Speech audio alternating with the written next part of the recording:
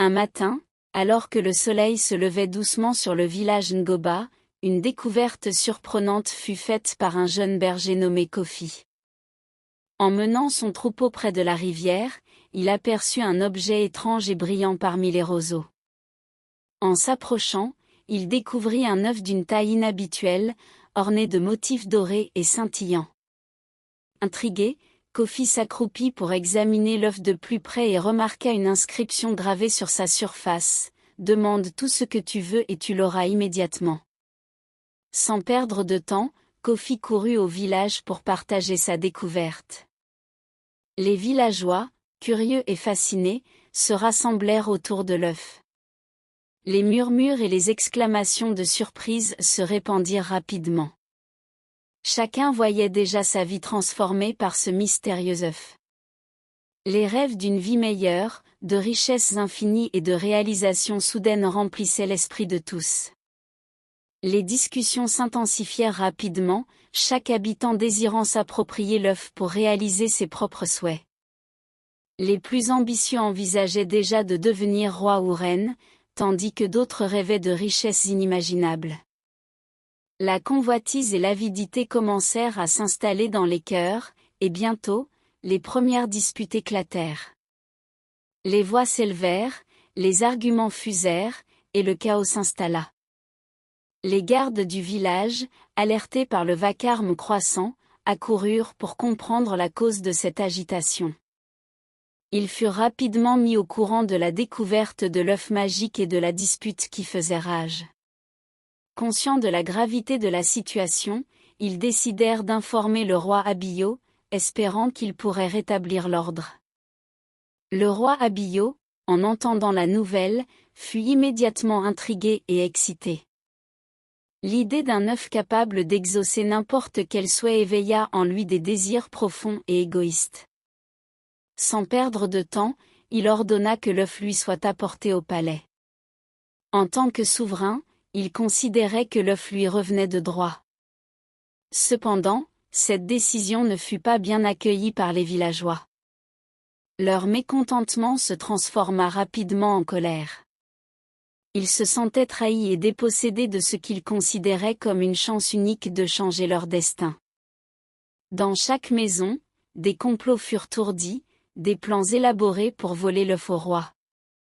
Chacun cherchait à trouver un moyen d'accéder à l'œuf, convaincu que seul leur vœu était légitime.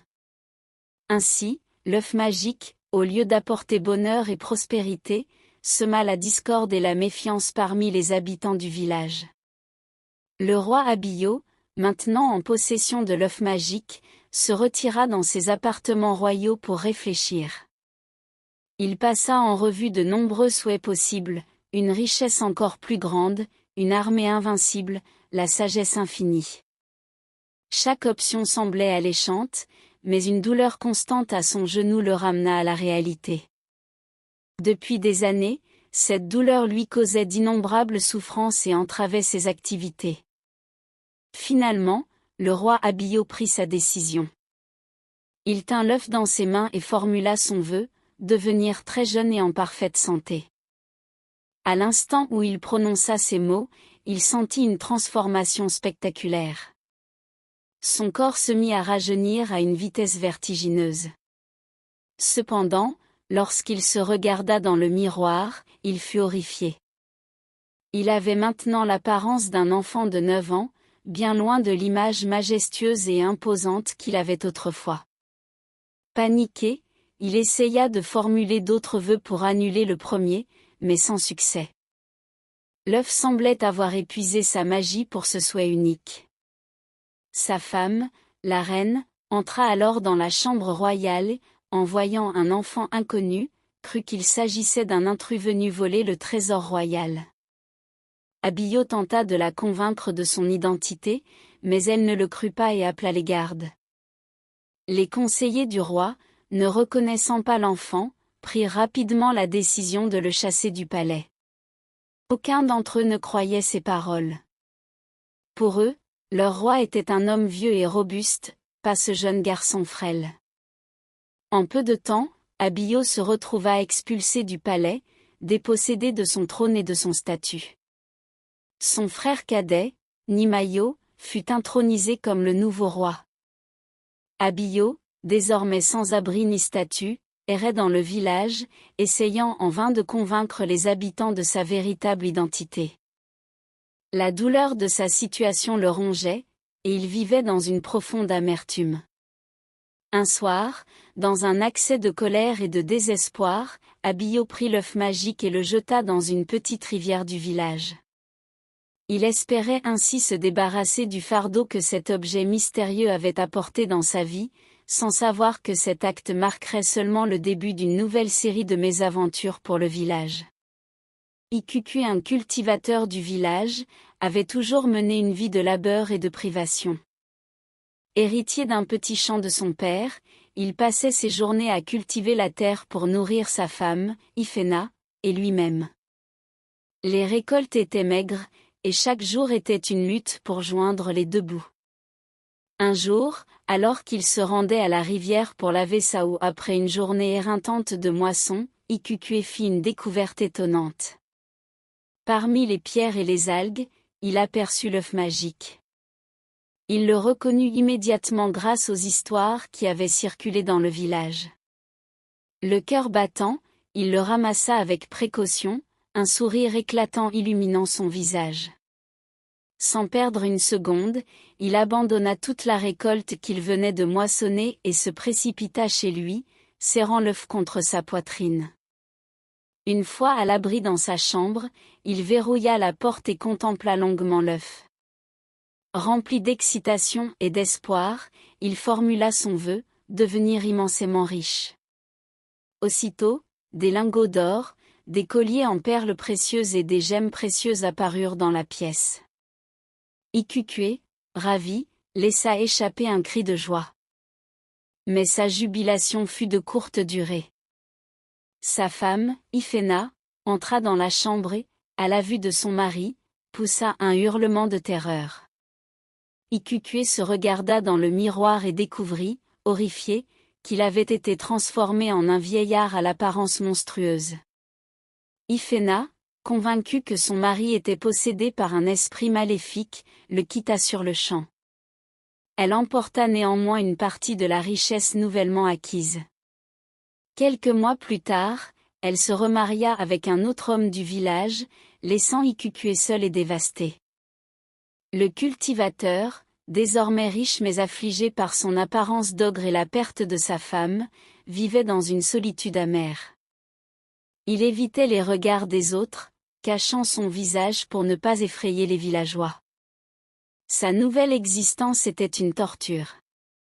Un jour, dans un accès de colère et de désespoir, Ikukui prit l'œuf et le jeta violemment dans un champ voisin.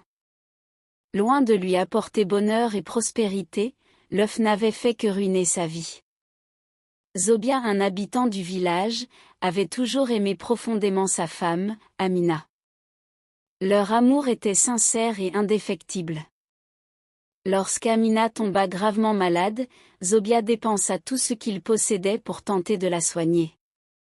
Il fit venir des guérisseurs, acheta des remèdes coûteux, et pria chaque jour pour sa guérison. Malgré ses efforts, Amina succomba à la maladie, laissant Zobia seule et désespérée. À sa mort, Zobia pleura pendant des jours, refusant de manger ou de boire. La douleur de sa perte était insupportable. Il tenta à plusieurs reprises de mettre fin à ses jours, mais chaque tentative échoua. La vie sans Amina lui semblait vide et dénuée de sens. Une nuit, après s'être enivré au bar du village pour tenter d'oublier sa peine, Zobia tituba sur le chemin du retour. Dans son état d'ébriété, il trébucha sur un objet brillant dans un champ. L'œuf magique, jeté là par Ikukui, apparut sous ses pieds. À la vue de l'œuf et à la pensée de ses pouvoirs, Zobia sentit une lueur d'espoir renaître en lui. Tremblant d'excitation, il saisit l'œuf et courut chez lui, une idée claire dans son esprit. Une fois chez lui, il serra l'œuf contre sa poitrine et fit son vœu, il souhaita que sa femme revienne à la vie.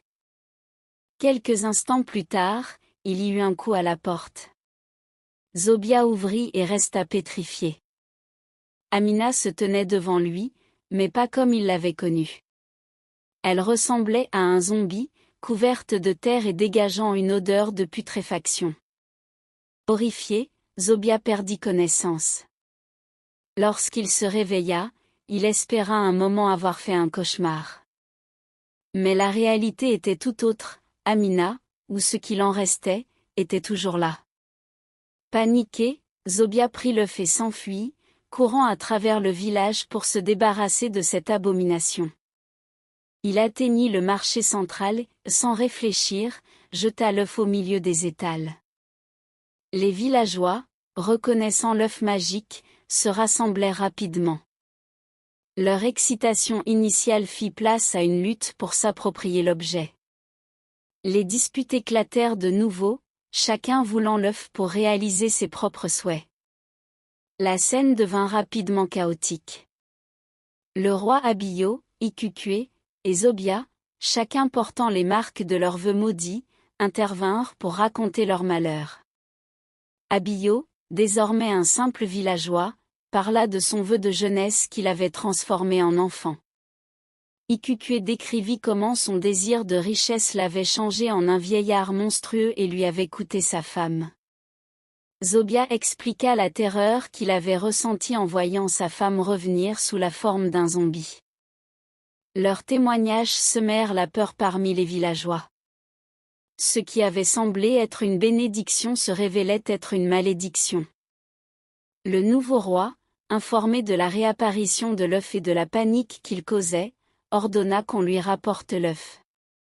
Mais le village tout entier restait hanté par la peur de ce que cet œuf mystérieux et dangereux pourrait encore provoquer.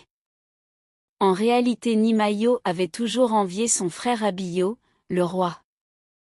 Depuis son plus jeune âge, il rêvait de prendre sa place sur le trône, de gouverner le royaume avec une poigne de fer, et de conquérir les territoires voisins. Il souhaitait ardemment inspirer la peur et la crainte autour de lui, voyant cela comme le signe d'un véritable souverain puissant. Lorsque les gardes apportèrent l'œuf magique au palais, Nimayo sentit que son moment était enfin venu. Il se retira dans ses appartements, un sourire sinistre sur le visage. Tenant l'œuf dans ses mains, il formula son vœu, devenir le roi le plus effrayant, celui qui inspire l'horreur dans tous les royaumes de la terre. Il imaginait déjà les rois des pays voisins trembler à l'évocation de son nom. Mais ce qui suivit dépassa de loin ses pires cauchemars. Aussitôt le vœu formulé, son corps commença à se transformer. Sa peau devint verte et horrible, une longue queue poussa dans son dos, et son visage se déforma en un masque grotesque de terreur. Nimayo, horrifié, réalisa trop tard les conséquences de son vœu. Le lendemain matin, une domestique entra dans les appartements royaux pour apporter le petit déjeuner. En découvrant Nimayo sous sa nouvelle forme monstrueuse, elle poussa un cri strident et s'enfuit en courant. Rapidement, la nouvelle de l'apparence terrifiante du roi se répandit dans tout le palais.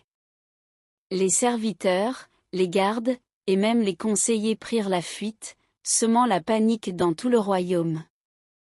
Les habitants, terrifiés, se rassemblèrent pour décider de la marche à suivre. Personne ne voulait toucher l'œuf, désormais considéré comme maudit. Le jeune Abiyo, malgré son apparence enfantine, se leva courageusement. Il prit l'œuf en main et déclara qu'il irait le jeter dans un village éloigné pour que jamais plus il ne revienne causer des malheurs. Abiyo entreprit son voyage et, après plusieurs jours de marche, trouva un endroit isolé où il jeta l'œuf dans une rivière profonde. Satisfait d'avoir accompli sa mission, il retourna au village. À son retour, une transformation miraculeuse s'opéra. Abiyo retrouva son apparence d'origine, un homme mûr et respecté. Ikukue redevint le cultivateur pauvre mais heureux qu'il avait été, et la femme du veuf disparut, libérant Zobia de son cauchemar.